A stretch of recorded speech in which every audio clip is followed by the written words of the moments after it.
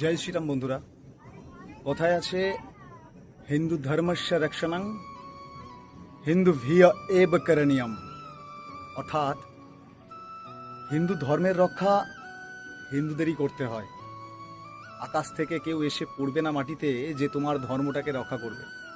তাই এই ধর্ম রক্ষার লড়াইয়ে সকল সনাতনীদের উদ্দেশ্যে আমি বার্তা দিতে চলেছি, সকল সনাতনীদের উদ্দেশ্যে, এসো আমরা সবাই মিলে একসাথে একটি সংগঠন করি।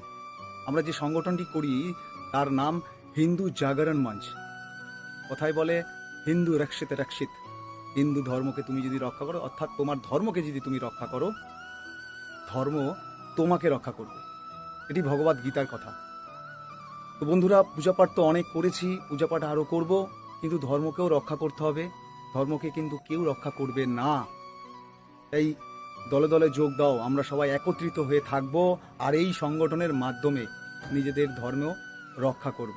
বিস্তারিত সংগঠনে যোগদান করবার সামনে দেওয়া হলো।